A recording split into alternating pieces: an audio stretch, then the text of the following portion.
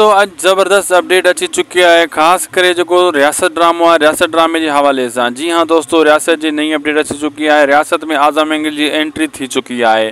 पहिरियों पक न हुई दोस्तों, काफ़ी मानू ये चन पाया, लेकिन टियों को वठी आज़म एंगल की नई जो रिपोर्ट आई है, जो अस अपडेट वती है, जैमें बुधाया वियो है तो आज़म एंगल की हाँ शूटिंग शुरू थी चुकी है। जी हाँ दोस्तों, जै टाइम ही मुझे तुम वीडियो ॾिसी रहा हूंदो तेसे ताईं आज़म एंगल की भी शूटिंग स्टार्ट थी वी रियासत ड्रामे में। ॿिनि अदाकारनि की शूटिंग काफ़ी सामूँ मेकिंग वीडियो ॾिसी सघो था।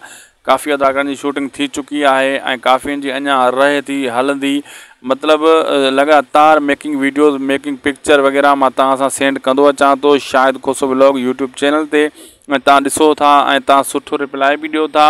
ये सब खां पहिरियां ये शयूं असांजे चैनल ते मिलदियूं आहिनि तव्हांखे, शायद खोसो व्लॉग ते सिर्फ़ ऐं सिर्फ़।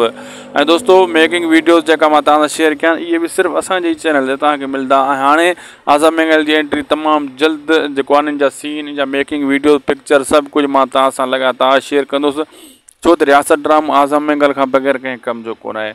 जैमें आज़म एंगल न हूंदो वो ड्रामो कामयाब कीअं थींदो है, खजू खे इहा पक्की शइ ऐं सुठे नमूने सां ख़बर है।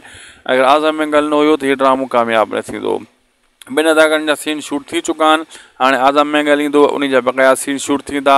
ऐं ओठे यानी उम्मीद अली कलवर साहब जा भी काफ़ी सीन ऐं फ़हीम याया भुट्टे जा भी गॾु काफ़ी सीन शूट कया विया आहिनि, और मंज़ूर मुराद जा भी सीन शूट कया विया आहिनि। अदाकार जा शमा मंगी जा सीन शूट कया विया आहिनि। सभिनी अदाकारनि जा, सना रज़ा जा सीन ज़बरदस्त शूट कया विया आहिनि। हाँ सिर्फ़ इंतज़ार है आज़म एंगल जो, 2-3 ॾींहं खां पोइ तव्हां उहे सीन भी असांजे चैनल ते ॾिसंदव। असांखे ॾींदा इजाज़त, शायद खोसो व्लॉग यूट्यूब चैनल के ज़रूर सब्सक्राइब लाइक ऐं शेयर करे छॾींदा। अल्लाह हाफ़िज़।